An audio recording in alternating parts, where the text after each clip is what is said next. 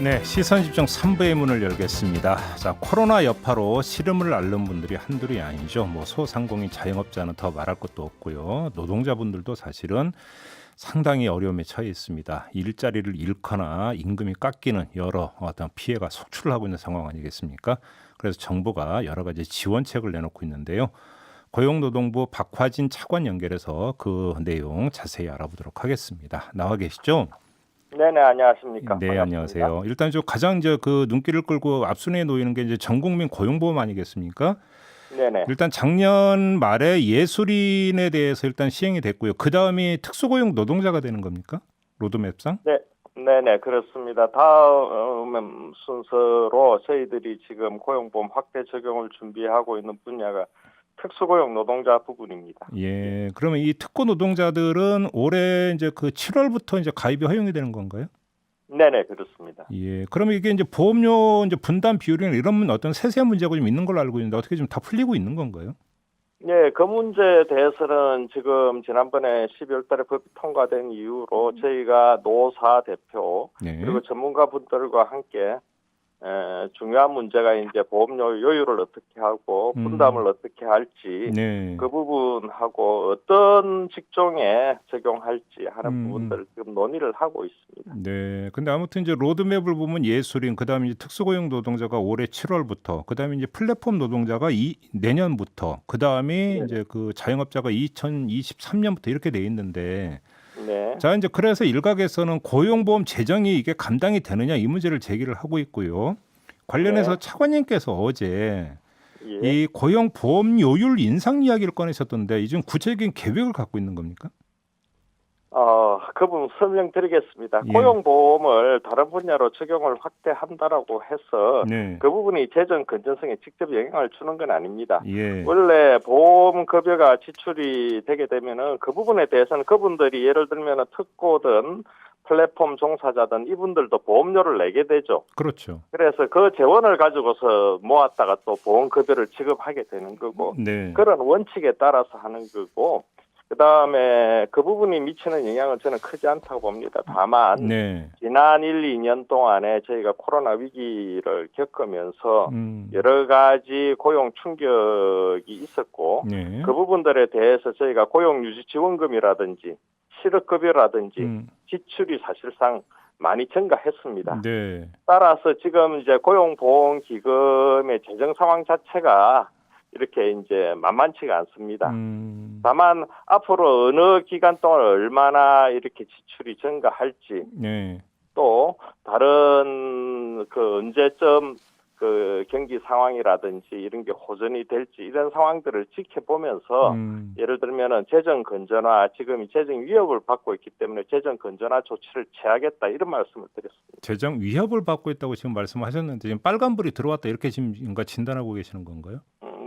예, 예를 들면은 그게 이제 올해 당장이라든지 예. 내년이라든지 이렇지는 않습니다만은 예. 저희가 실업급여만 보더라도 올해 한 13조 규모 이렇게 예측을 하고 있습니다. 네. 그 정도는 수입으로 가능한데 저희들이 평소에 여윳돈을 적립금을 좀 마련해 두고 있습니다. 고용 상황이 생각보다 더 오랫동안 나빠지면은 그 경우에 대비해서 실업급여 지출도 더 늘어날 거고. 그렇죠. 그런데 그 여윳돈이 점점 줄어들고 있습니다.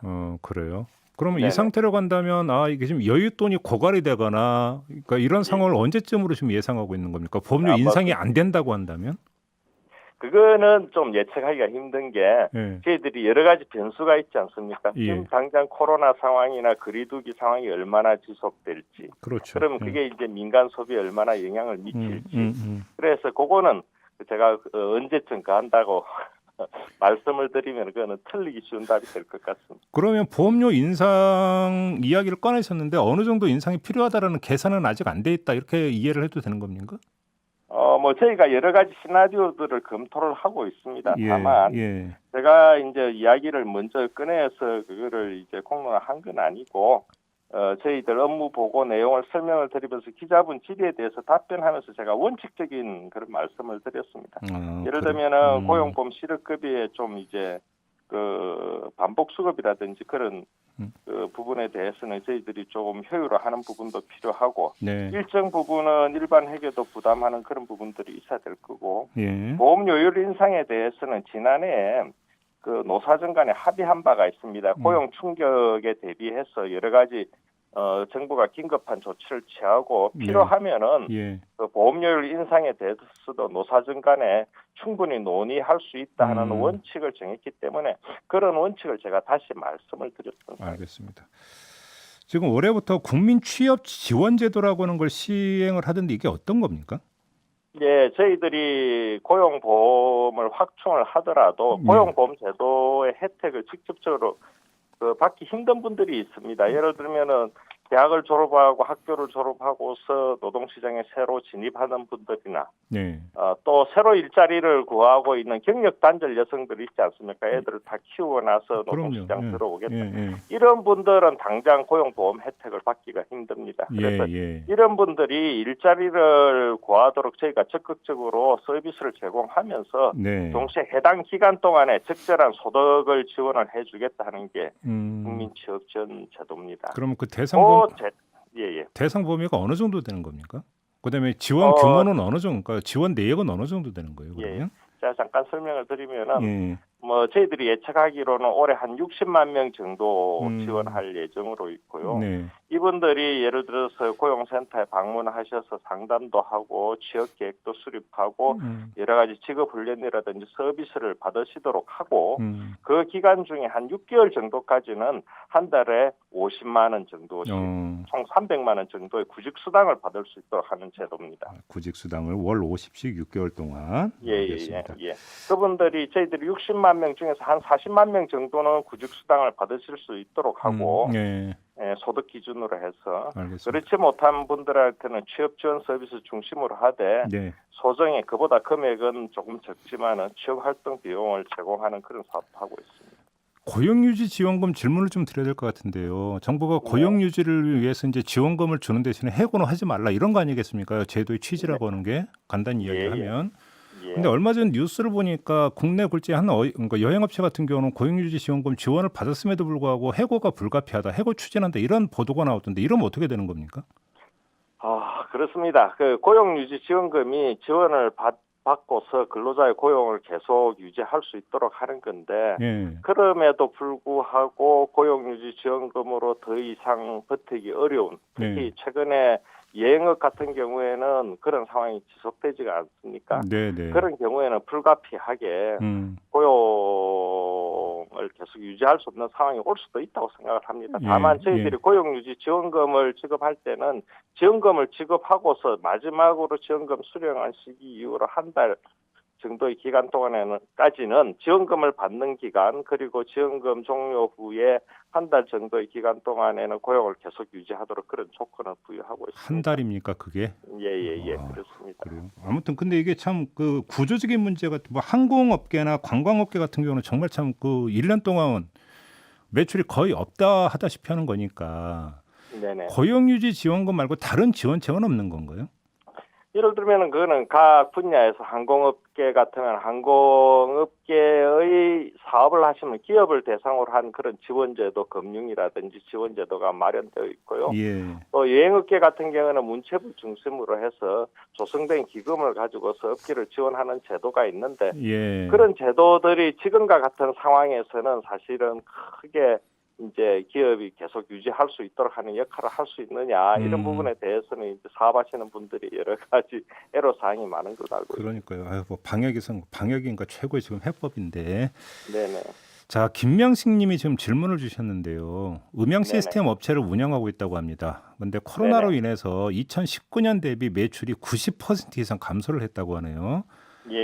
근데 직원들 어떻게 해야 할까요? 라고 질문을 주셨습니다. 일단은 지금 고용을 유지를 하고 있는 것 같은데 더 이상 버티기 힘들다 이런 말씀이신 것 같아요. 그래서 저희들도 사실은 한번 고용을 해고를 하거나 인원을 조정하고 나면은 기업으로서도 힘든 부분들이 있고 근로자로서도 많은 이제 고통에 직면하지 않습니까? 저희가 실업급여를 지원하지만은 그래서 가급적이면은 고용을 유지할 수 있도록 지원하는데 저희들이 지금도 초점을 맞추고 있고요. 예를 들면은 특별 고용 지원 업종이라 할 경우에는 지원 수준을 높이고 있고 최근에는 코로나 상황 때문에 집합 제한 금지 업종에 대해서도 그 지원 비율을 높여서 지원을 하고 있습니다. 예. 그 외에 저희들이 육아 보통 이제 휴업을 하거나 휴직을 하면서 사업주가 일부 부담을 할 때 임금을 지급할 때 저희가 사업주 부담을 덜어드리는 방식으로 하는데 고용유지지원금이라는 게. 근데 지금 현재로 봐서는 그것조차 힘들면은 무급휴직을 실시하자. 네. 그렇게 해서 무급휴직 기간 동안에도 근로자 임금의 한 50% 정도로 저희들이 한 6개월 정도 지원을 하고 있는 제도가 있습니다. 예. 요거를 기간을 지금 연장을 해서 9개월 정도까지는 좀 더 버틸 수 있도록 그렇게 알겠습니다. 저희들이 지원하는 제도를 그렇게 시행을 하고 있습니다. 차관님, 예. 중대재해처벌법 질문 좀 드려야 될 것 같은데요. 국회에서 그 처리가 되고 나서도 현장에서 산업재해로 그러니까 사망하는 사건이 계속되고 있습니다. 특히 영세 사업장에서 사고가 계속되고 있는데 뭐 물론 법을 지금 만든 지 얼마 되지 않았습니다만 지금 노동계에서는 5인 미만 사업장에도 이거 적용해야 된다고 계속 목소리 높이고 있지 않습니까? 어떻게 좀 법 개정 의지 없습니까? 이게 제가 뭐 저도 논의에 참여했습니다만은 지난 1월 초에 이제 여러 가지 여야가 한 자리에 앉아서 논의 끝에 나온 결론이기 때문에 당장 이렇게 개정하자는 논의가 탄력을 받기는 사실 힘들다고 봅니다. 근데 그래서 저 차관님, 여러 가지 주무부처의 차관으로서 그러니까 현장을 잘 하실 테니까 5인 미만 사업장을 배제한 게 현실을 반영한 거라고 평가하세요. 솔직히 한번 좀 말씀 좀 해주세요. 그 부분에 대해서는 사실 제 입장만 가지고 저희도 5인 미만 사업장을 적용 제외하는 방식으로 접근하는 게 좀 문제가 있다라는 의견은 말씀을 드렸었고요. 노동부 입장은 사실상으로 근로자 비율만 보면은 저희들이 영세 사업장이 많기 때문에 한 16% 정도인데 사망 사고만 보면은 한 35% 3분의 1 이상이 그 5인 미만 사업장에서 발생을 하고 있습니다. 그러니까 이런 사각지대를 그냥 두고 가서는 안 된다 하는 그 원칙은 맞는데 다만 5인 미만 사업장 같은 경우는 중대재해처벌법이 아니더라 하더라도 사망사고가 발생하면은 지금 현재의 산업안전보건법상의 안전보건조치 의무 위반으로 직접 처벌되는 경우가 많습니다. 다만 이제 처벌 수위가 높으냐 낮으냐의 문제는 있을 수 있는데 그래서 저희가 지금 대비하고 있는 거는 법안은 그렇게 지금 결론이 났기 때문에 일단은 5인 미만 사업장 포함해서 전체 50인 미만 사업장 안전보건 역량이 취약한 그런 사업장을 대상으로 해서 점검, 감독도 저희들이 강화할 예정이고 그다음에 저희가 재정적인 지원을 대폭 확충할 예정입니다. 그래서 어느 정도 이 기업들이 안전보건 역량을 좀 갖출 수 있도록 처벌만 가지고서 사고가 예방되는 것은 아니기 때문에 그런 분야로 저희들이 노력할 예정입니다. 민주당에서 산업안전보건청을 신설하겠다 이런 이야기가 나오던데 혹시 노동부하고 협의가 된 사항입니까? 그 이야기는 전반적인 상황을 중대기업처벌법의 논의 상황을 지켜보면서 당에서 먼저 말씀을 하신 부분이고요. 저희도 실무적으로 의견을 나누고는 있는데 그 취지는 저희는 이렇게 봅니다. 지금 현재 저희들 전국의 산업안전감독관들이 현재 한 700명 정도의 정원이 확보되어 있습니다. 그러니까 저희들이 작년, 재작년 예방감독을 많이 하고 사고를 줄이도록 노력은 해봤는데 사실 역부족인 점이 그렇게 있습니다. 그래서 이게 처벌만 가지고 사고를 줄일 수 있겠느냐. 결국은 정부의 인적, 그다음에 조직적 이런 측면에서 좀 투자가 있어야 되지 않느냐. 그런 부분을 확대해서라도 산재 사망 사고를 줄여보자.